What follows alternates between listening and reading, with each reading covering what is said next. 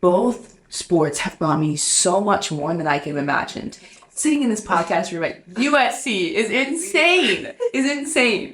Could not have imagined it. But it's if I did not trust the process, if I did not realize what I was doing, it's the sports for, then I would have never been sitting here. In this never-ending game of life, victories and defeats define our existence in a cycle of ups and of downs. Brace yourself for a journey beyond the ordinary as we dive into the heart of humanity. I am Jenna Gallaway, your host and fellow collegiate athlete. Join me on the relentless pursuit of unraveling the untold stories of athletes, exploring the depths of their triumphs, and discovering where they channel the glory that transcends both the game they play and the very essence of life itself. Welcome to the Glory Beyond the Game podcast. Hello, welcome. I'm Jenna Gallaway, and I'm here with Jacqui Duarte on the Glory Beyond the Game. Welcome to our first episode. Today's going to be a little different than most episodes. Today's going to be both of us talking, and we want to let you guys know a little bit more about us, why we're starting this podcast, and just overall share the journey we've been on as student athletes here at USC now. Yeah, so the reason behind starting this podcast was really just to explore and open up the stories behind athletes and really who they give the glory beyond the game. You know, we play our sports, we play different games, we play ultimately the game of life, but there's always a story behind that. And so on this podcast, it really hopes to open up those stories and open up who each individual gives the glory to. You know, there's something beyond ourselves. Me and Jacqui, both Catholics, very devoted in our faith, but everyone has their own stories. Everyone has their own faith or person or something that they give the glory to. So really on this podcast, I really just hope to open that up and just open an authentic conversation. Yeah, so in getting to know us, we're going to dive deep into our family life, our personal life, our faith life. So to start off, I'll ask Jenna. Jenna, can you tell me a little bit about your family, your upbringing, maybe into the Catholic Church, and just where you're at now with all of that? Yeah, so I have my mom and my dad and my sister, Kate, who she's 22.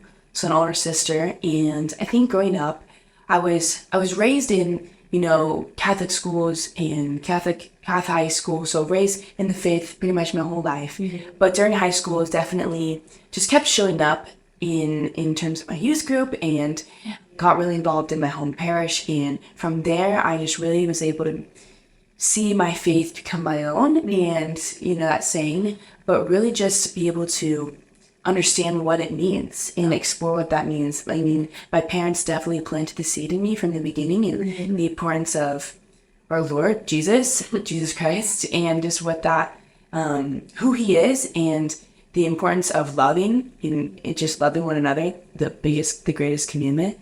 And so I think from there, just continuing to live out my faith as an individual and what that looks like, and not just keep it inside those four walls of the church, or not just keep it in my home to myself, but really just take it outside and make it the type of person I am, continuing to grow and to be the person that I am striving to be every day. Yeah, sure.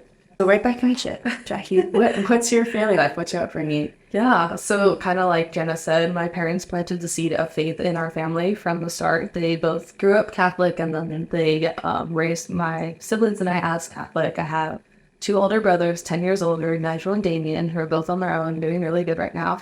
Then I have my younger sister, Bella, who's competing at UC Irvine for track. So which is awesome. I got two track sisters in the family, which is fun. Super exciting. So we had that. And then faith, I feel like it's always definitely been really important to me. My mom taught my catechism classes when I was younger. Wow. She was my teacher. My aunt was my confirmation sponsor. So it's just all throughout the family. We have a lot of very devout Catholics, which is great to be surrounded by. And growing up, like, hey, this means a lot to them. I wonder why. And I finally hit that space of like knowing why it means so much to me. Mm-hmm. And now that I'm in college and like grown up per se, I have the decision, like, is this something I want to pursue more, or like, I don't know, discover other things. But for me, it was like being Catholic, staying Catholic, and finding that pursuit on my own was the best thing ever. Because I found so many gifts of gratitude within it. And now meeting you, for example, at the Catholic Center, having a teammate who's Catholic makes it so much better. just being able to talk about different things and having this podcast. So that's where I am for sure now. The community that the Lord brings us all the time. Definitely. It's amazing. You seek and you find, and there's just so many things to find. Absolutely. So that's part of the podcast too. Hopefully, you know, we're seeking for answers, we're seeking for stories, and hopefully, you know, we're gonna find some. So just be open for us to be open, but also for you guys as listeners, just to be open, really to see what this podcast brings, because we're all in it together. So. Yeah. And I guess to jump into the next question, life is crazy. You do so many things growing up, and now you're here, USC hammer thrower, but that's not all where it began. Can you talk about your youth sports background for a little bit? That led you here. Yeah, absolutely. So when I was younger, I had so much energy. I mean, I still do now. If you know me, still doing cartwheels all around. But yeah, when I was growing up, I did gymnastics, I did dance. Super good foundation with all sports. Those who have done it know it. Those who know it. But yeah, dance, ballet, all that. My sister did dance. She was a big dancer, and I was kind of all throughout high school, so I was just kind of following her footsteps. But then eventually, after gymnastics and dance ended, I decided to switch to what overlapped with volleyball, and so I had to choose. I was running from dance to gymnastics to volleyball. I was like, okay, I need to pick. In 5th grade, I did volleyball, indoor volleyball travel team, and it was super, super fun. Like, volleyball definitely had to my heart, and so was really, really blessed to find that, and just the community again. The community that it brought. I mean, if you play, you know, if you guys all playing sports, everybody knows as an athlete, there's just so much community, and I think volleyball was really my home for that. And then entering high school, I continued to do the travel team, my high school team, and then on top of that, because just had so much energy, decided to do track in the spring season. So I did, like, you know, at the same time, and freshman year, they're like, try everything. You're a freshman, try everything. I literally took that very literal. I did do 300-meter hurdles, 200-meter sprints, shot put, and discus all in one meet. So should have been at that point, right? But then when the COVID hit, and so after COVID hit, I was kind of like, you know, like I was trying to sprint on my own, trying to do volleyball. There was a lot going on. Eventually came back just to throws because the coach was still invested in me, and you know, obviously, the body that God gave me is a little bit more fit for throwing, so that's also good. And then junior year, my whole hammer throwing story is pretty long, but I'm gonna summarize it for you guys.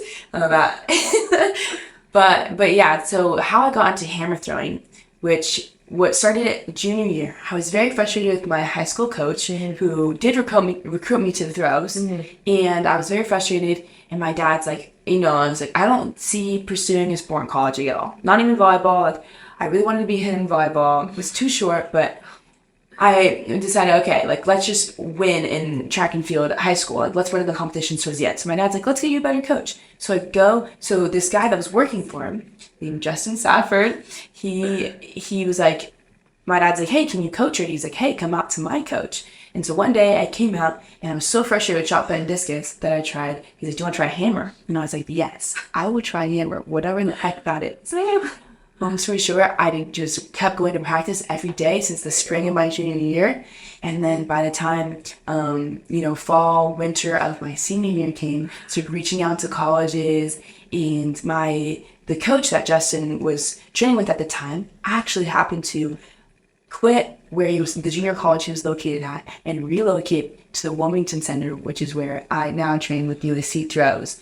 And so the exposure of people and other athletes, pro athletes, the USC athletes, my down teammates, that I was able to get the exposure and be able to meet them and everything was just my path, and ultimately, like, just straight from God. Also, there's a new coach. The year that I was getting recruited, a new coach was, trying to figure things out. Coach Moran, my coach now, my girls coach now, and so he was able to be open to recruiting me, and one thing led to another. I'm now here at USC. Crazy. For hammer throwing, super crazy story. So yeah, with super short version, but there's a lot more details to that. But yeah, so that's super rad. But Jacqui, tell us about how you got here. You're a junior at USC, but tell us about kind of your journey. It's crazy to hear being a junior, like knowing I have one more year left. It has gone by super fast. Kind of expected it to, but now that I'm here, it's like a lot knowing one more year to do whatever I can. But Right. yeah, similar to Jenna, I didn't do track or cross country from a young age. It took a while to get there. So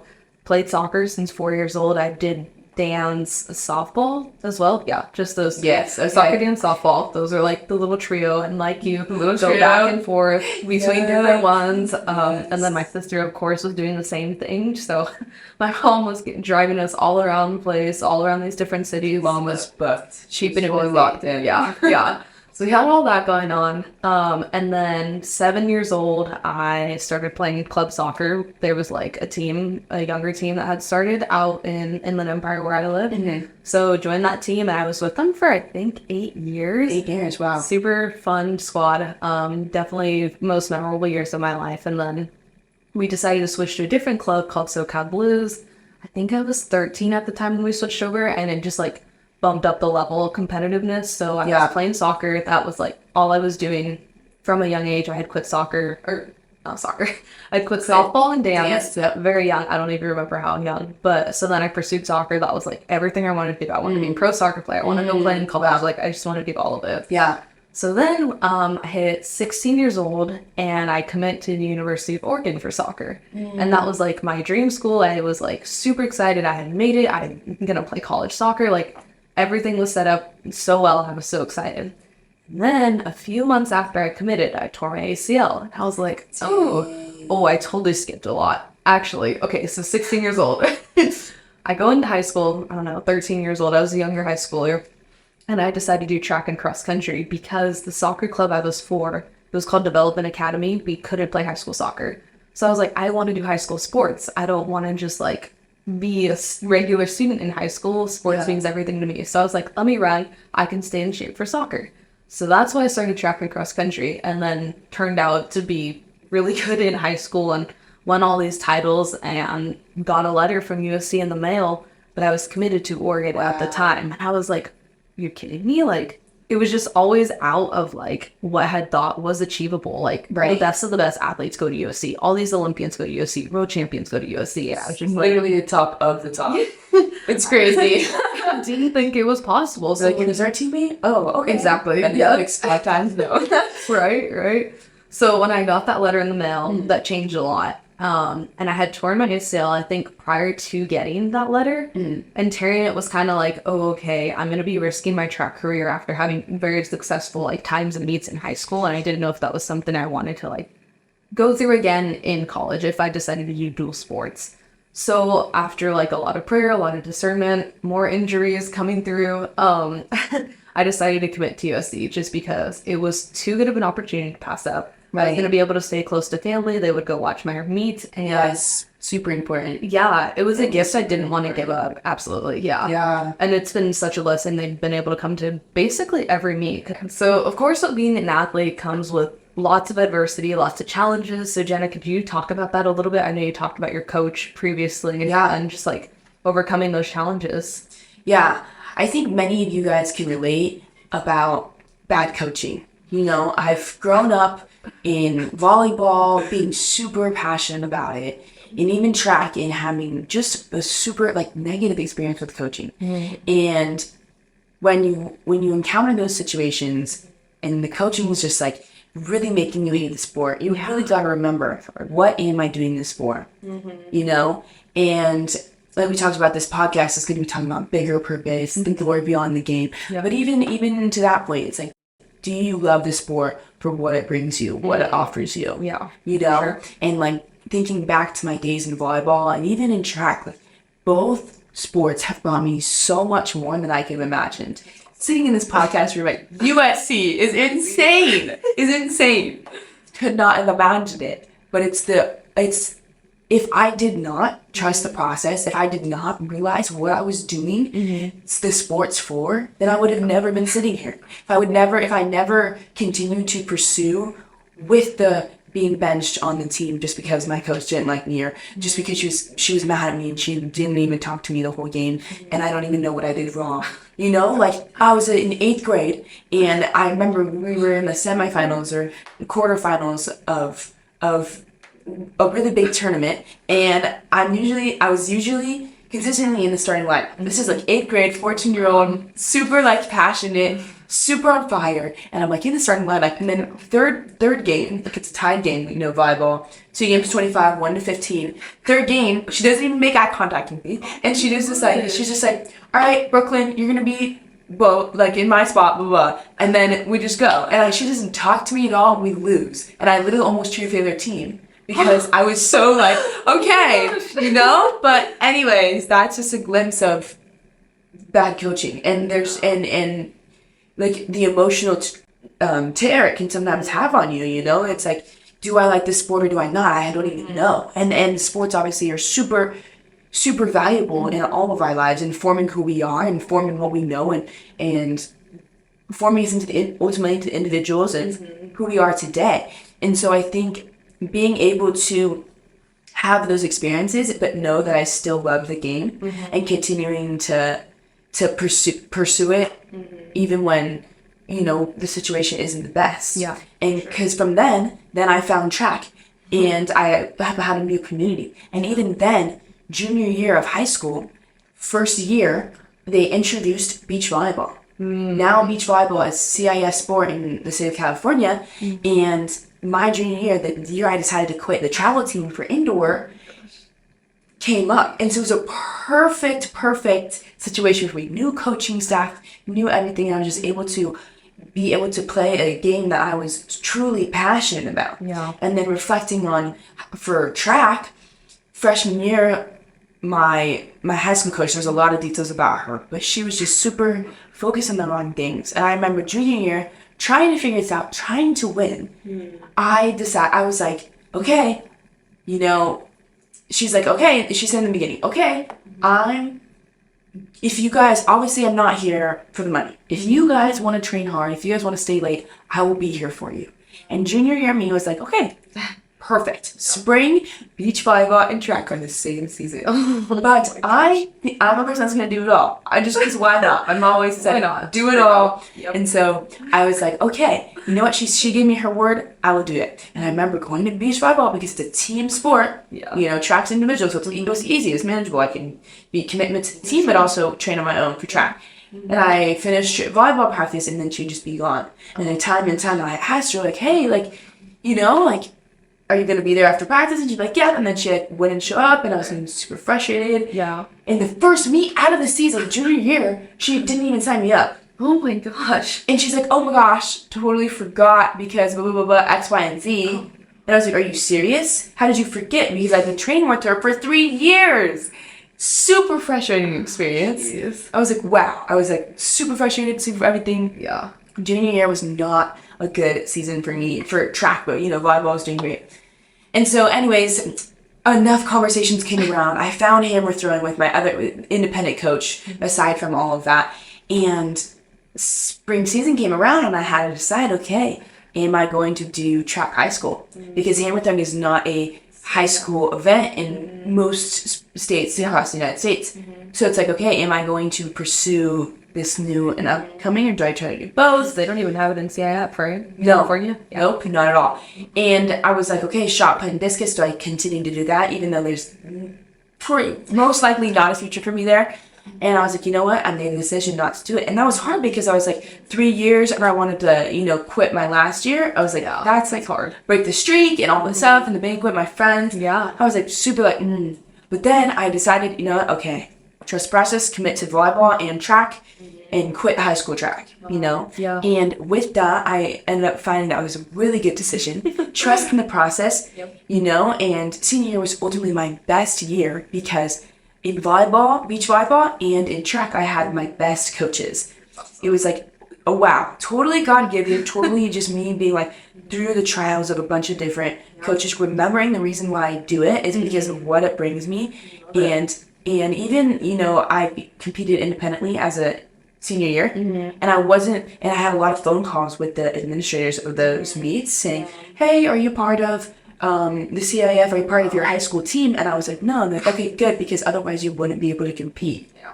And almost every competition, I was like, wow, I didn't even know that making that decision of whether to compete for the team or not, high school. And so I was like, wow, that's the best decision.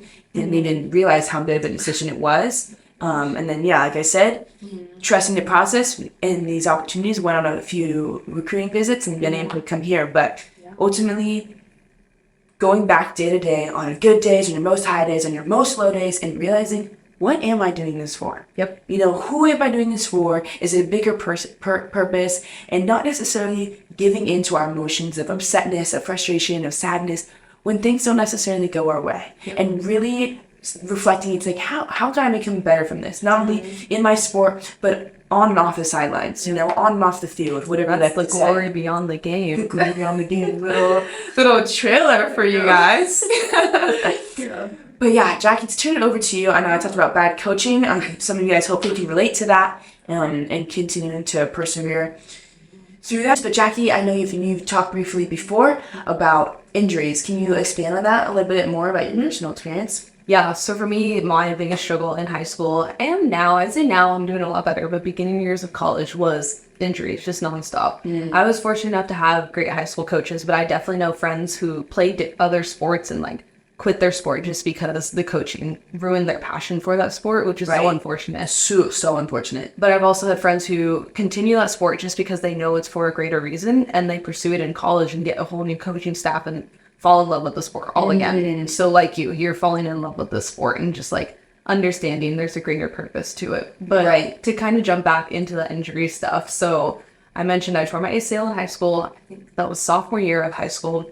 And that was a big injury for me. I couldn't do much. I had to relearn how to move my knee, re-lift my knee, a lot of this different mobility type of stuff. And it was a long journey, 8 months of rehab, 4 months of no running post surgery. So that was a lot. And when I had come back from that, I think it was only a couple months of running and getting back into fitness, which runners know you take 1 week off and it's excruciating trying to get back into running. It is so hard just taking that off. Yeah. It's the one sport where like, if you don't do the work, it's going to show on the traction show. Yeah. So with that, I knew I had to be on my grind, just keep working. And when I had gotten back, it was COVID and it was cross country / track season because our school was trying to find ways around it as we were like clearing out of COVID. Oh yeah.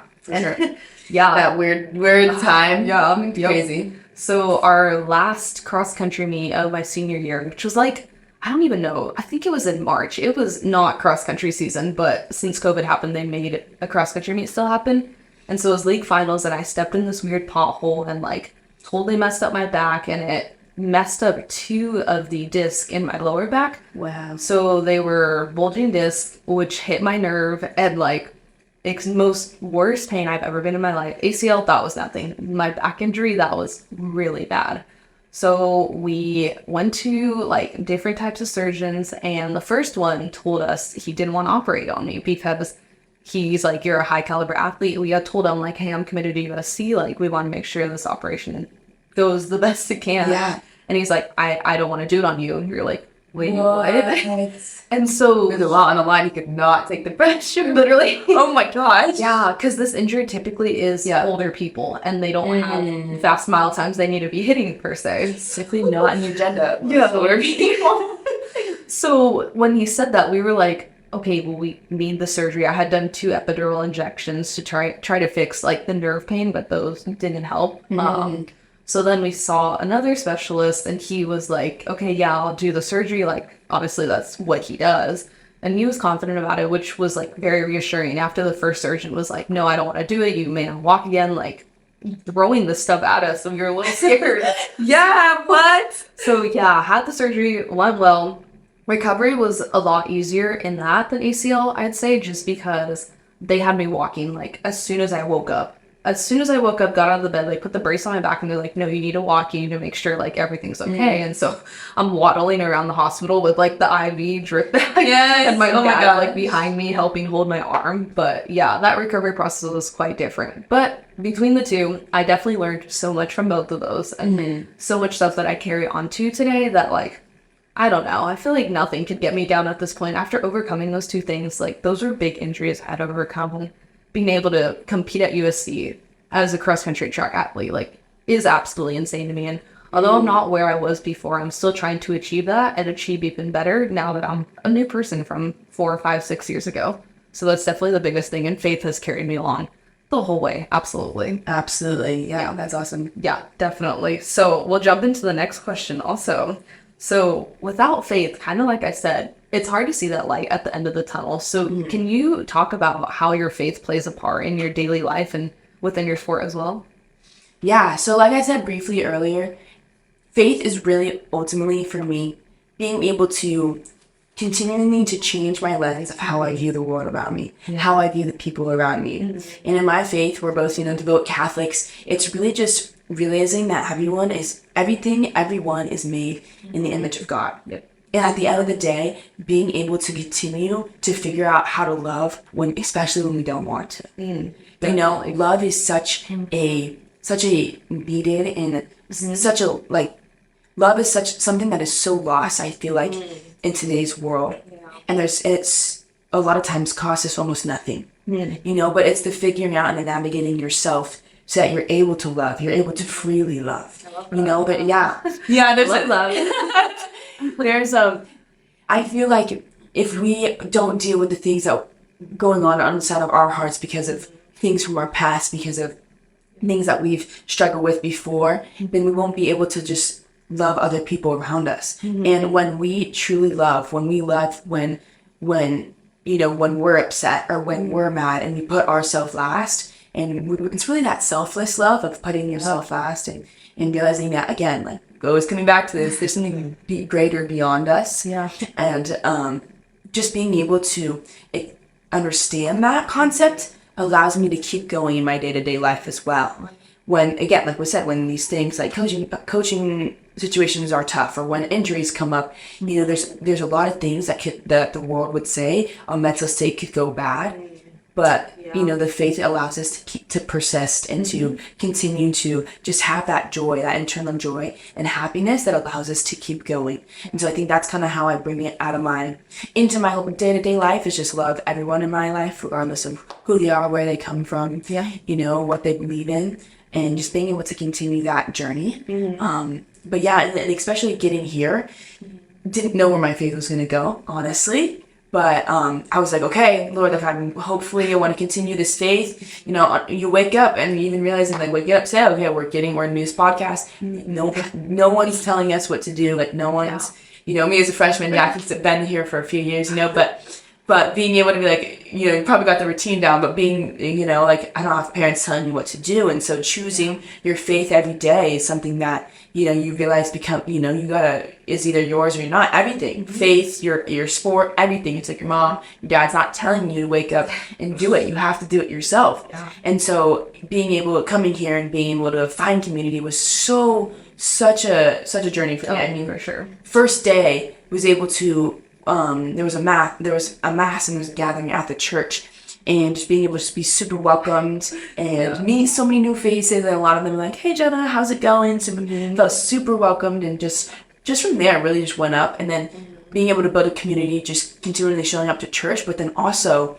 being able to meet Jacqui at the church and also on the team, and being able to find that she's had this Bible study that she started, was it last year? Yeah, it was last year. Yeah, that's awesome.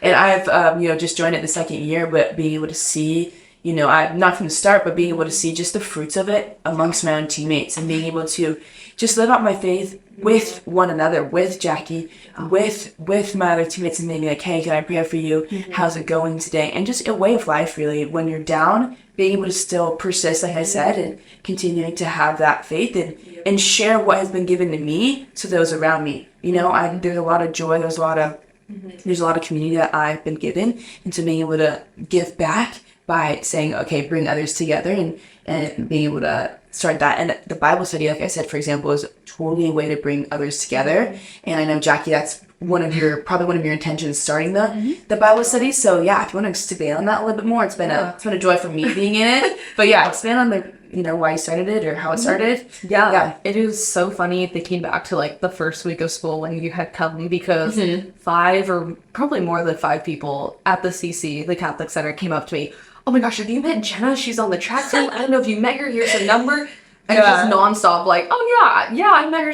I remember when she came on her recruiting visit, Instagram and everything. Yeah. But just to see that joy of people oh my gosh, there's 2 track girls coming to the church. Yes. is so weird to see that like faith in sports sometimes has faded away. And we see athletes now, like Sydney McLaughlin, for example, being very public about her faith, which I love to see. Yes. And I think with this podcast, that's like a thing we're trying to be unashamed of, like putting our Catholic faith out there. And like I said, being unashamed of it. But yeah, faith in my day-to-day life is very important. Kind of like what you said, going through all these adversities, people normally would say like, oh, is your mental health okay? Are you like going through a decline? But for me, having that faith, like that's what keeps it up here. Right. Of course, things get me down. I get sad, but like, I know there's a greater purpose to everything and a reason why this is happening. And there's going to be a light at the end of the tunnel. Right. So with everyday life, of course, going to mass on Sunday, going to weekly mass, adoration when I can, doing everything I can. And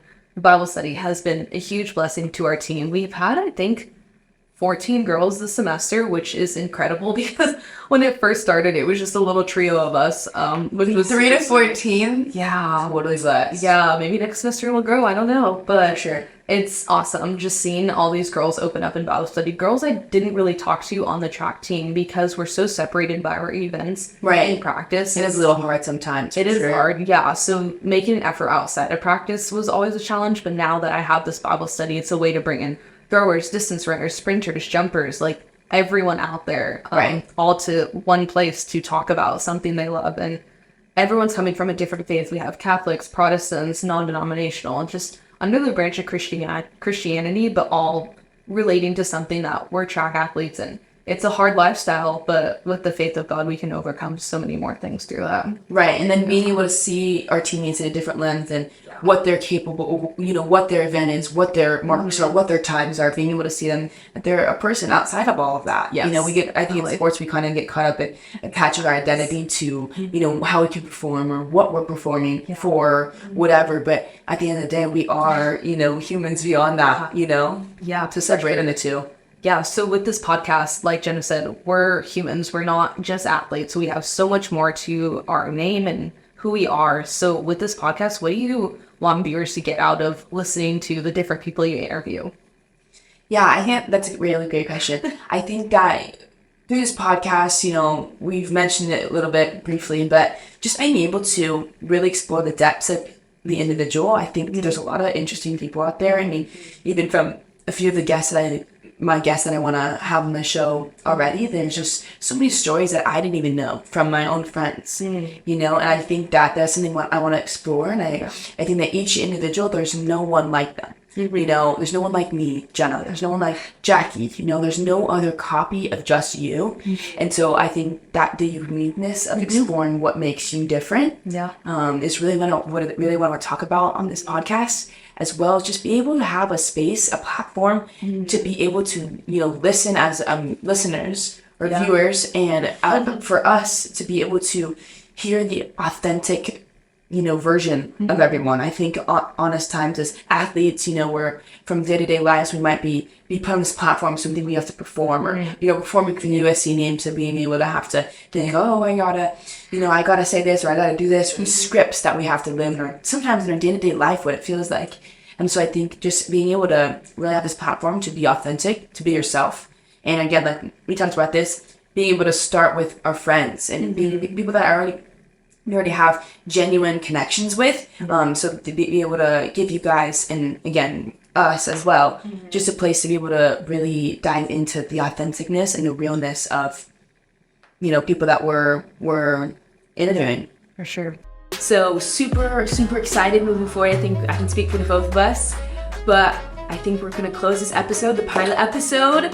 So thank you so much for tuning in today. Hopefully you guys will be excited and pumped for the next episodes that are to come, for the next athletes that are to come to share their stories. Hopefully you've gotten my energy, received my energy, both of us. I'm super passionate about this moving forward. I mean, even now I'm talking to everyone about it. So hopefully you guys stick around. Really, really, we do really appreciate your time out of your day to just push play, to listen, to see what, see what other people have to say, just for a few minutes of your day. So thank you so much again for coming. We hope to see you tune in next time. Thank you so much. We did it. That was good.